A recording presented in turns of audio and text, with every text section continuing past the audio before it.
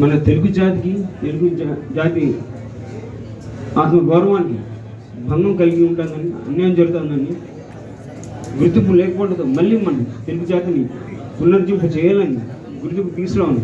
నేను ఒక తెలుగుడిని, తెలుగు బిడ్డను, తెలుగు దేశమైన పార్టీని, రాజకీయ పార్టీ స్థాపించి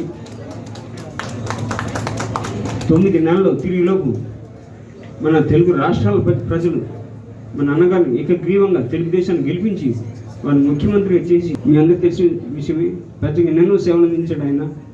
తెలుగు జాతి మనది, నిండుగా వెలుగు జాతి మనది. ప్రాంతాలు వేరేనా, మనందరం ఒకటేనన్న కుల మత ప్రాంతాల అతీతంగా వారు ప్రజలకు ఎంతెంతో సేవలు అందించాడు. ముందు బీసీ వర్గాలకి ఎంతెంతో సేవలు అందించాడు. ప్రాముఖ్యత ఇవ్వడం చేయడం జరిగింది. అలాగే ఒక పేదపాటి పేదిగా, రైతన్నలకు అన్నదాతగా, కార్మిక సోదరులకు దన్నుగా, తెలుగు ఆడబడుచు అన్నగా, ఇలా ఎన్నెన్నో సంక్షేమ పథకాలు కూడా అందించాడు ఆయన. వారు ప్రవేశపెట్టిన సంక్షేమ పథకాలు నేటికి కూడా భారతదేశం అంతటా వేరువేరు పేరిట అమలు అవుతున్న విషయం మీ అందరికీ తెలిసిందే. అలాగే తెలుగు భాష కూడా చాలా ప్రాముఖ్యత ఇవ్వడం చేయడం జరిగింది. ప్రభుత్వ కార్యాలయ పట్టాలపై, ప్రభుత్వ వాహనాలపై తెలుగు శుభరక్షణాలతో ఉండాలని చేపట్టింది మన అన్న ఎన్టీఆర్. అలాగే మానవ సేవ మాధవ సేవ అంటూ మరో పక్క అన్నదానకు మించిన దానం లేదని నమ్మి తిరుమల తిరుపతి దేవస్థానంపై 1985లో మొట్టమొదట నిత్య అన్నదానం ఉండాలని నిర్ణయించి వెంకటేశ్వర స్వామి ఆశీస్సులతో, దాతల ఆశీస్సులతో నిత్య అన్నదానం తారీఖు ఉచితంగా ప్రవేశపెట్టింది మన అన్న స్వర్గీయ నందమూరి తారక రామారావు.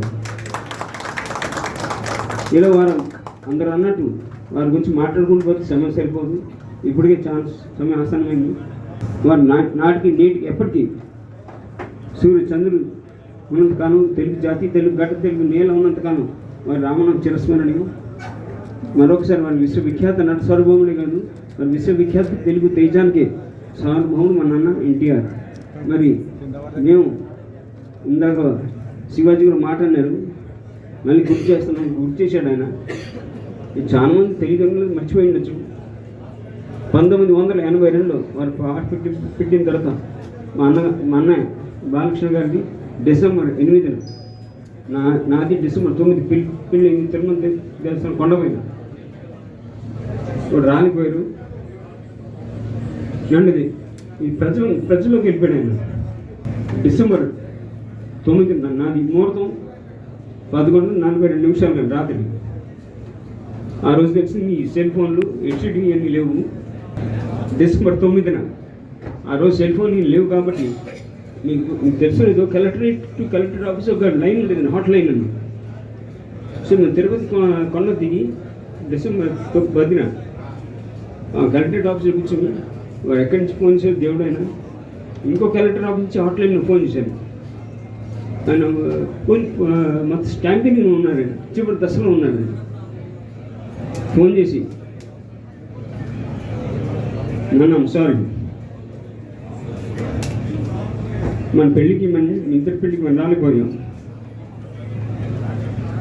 మేము జన్మకి వెళ్ళిపోయాం. 12 మంది కాదు, ఇప్పుడు 7 కోట్ల ప్రజలు కుటుంబం. సో 7 కోట్ల కుటుంబం గురించి ప్రజలకు వెళ్ళిపోవడం జరిగింది. కాబట్టి హ్యాపీ మ్యారీడ్ లైఫ్ అని మేము ఫోన్లో దిగించడం జరిగిందండి. ఇప్పటికి మేము చాలా గర్వంగా చెప్పుకుంటున్నాం. మేము 12 మంది కాదు, 7 కోట్ల ప్రజలు కుటుంబాలండి. ఇలా వారి బిడ్డకు జన్మించాం, చాలా అదృష్టం భావిస్తూ మరి ఇక్కడ వచ్చిన ప్రతి ఒక్కరికి నా హృదయపూర్వక నమస్కారం చేస్తూ సెలవు తీసుకున్నాం.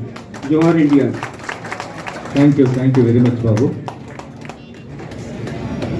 రాబోయే తెలుగుదేశం విజయాన్ని కాంక్షిస్తూ ఇతర నటులు శ్రీ గుమ్మడి గోపాలకృష్ణ గారు మరియు అట్లూరి అశ్విన్ గారు రూపొందించినటువంటి 2 గేయాలను ఇప్పుడు రామకృష్ణ గారు ఆవిష్కరిస్తారు. నందమూరి తారక రామ, నీ వాగ్ధాటి, నీ నటన పాండిత్యమును గూర్చి ఎంతని వర్ణించను, ఏమని పొగడను.